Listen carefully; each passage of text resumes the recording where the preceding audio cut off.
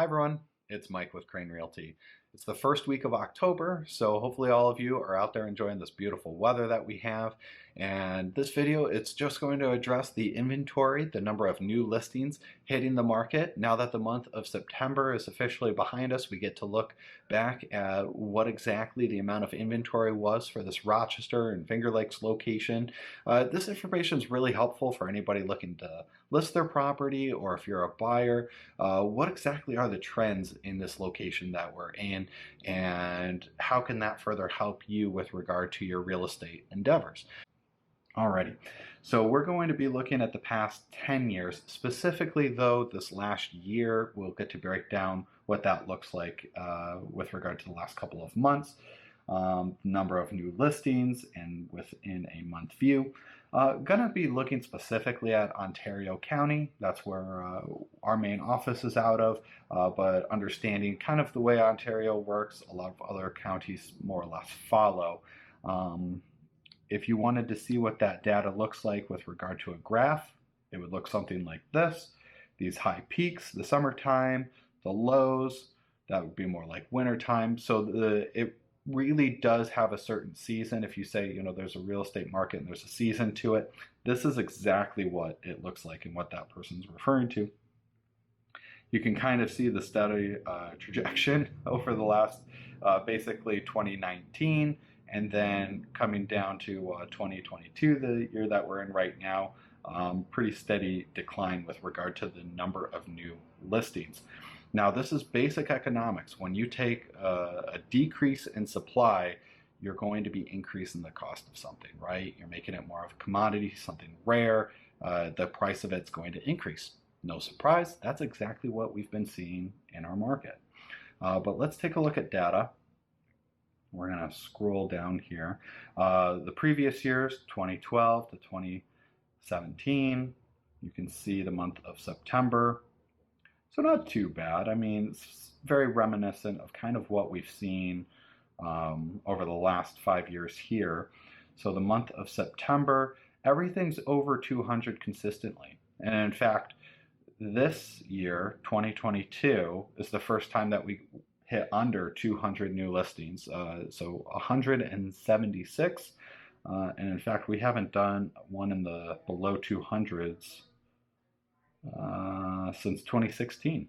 So it's been a little while. In fact, this is the lowest out of all of the 10 years, which is kind of interesting. This information, really, this tells me one thing pretty soundly. You'll hear people saying, oh, the market's going to flip, the market's going to change. This one indicator, really, you should be able to lean into and be like, well, okay, but we're not going to just start seeing new listings have to decrease their prices by an exorbitant amount. Again, going back to demand and the supply of something, if we have a lack of it, then the price is going to maintain. It's going to stay relatively steady.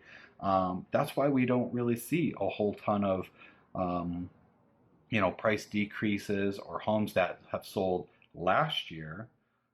If we had 260, 261 or whatever, and they were all struggling, then maybe we could start to say, with the federal interest rate increasing, the lack of buyers, but things are kind of balancing out in such a way. We're not seeing as many new listings, and we've kind of been on that trend a little bit for this year as well. Because I know everyone keeps saying, well, with the federal interest rate, that's going to be impacting a lot of people. And it certainly has, and I won't take anything away from that. But we have a lack of inventory. So with a lack of inventory, it'll keep the price high. And sellers will, if you're the only property in your town, let's say, if you're in Manchester, Shortsville, and you're the only listing and somebody really wants to be there close to mom and dad, you probably are going to have more people looking at you versus 10 other listings in the same week as you're listing it in that same town, and again, Manchester, Shortsville, for example.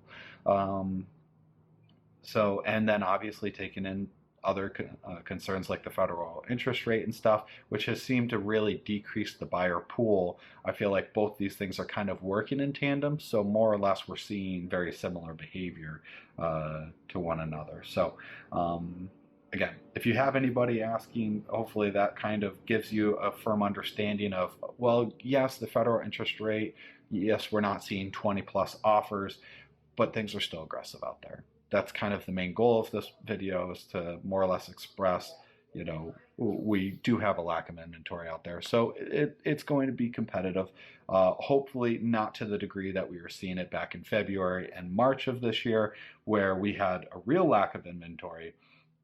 And essentially people were doing all sorts of things, appraisal gaps and waiving all sorts of contingencies and so on. So hopefully this video was helpful for all of you out there. If it was, please click that thumbs up button and make sure to hit the subscribe button where you don't miss any of our future content as we roll out stuff each and every week. Thanks everyone. Hope you have a great rest of your day.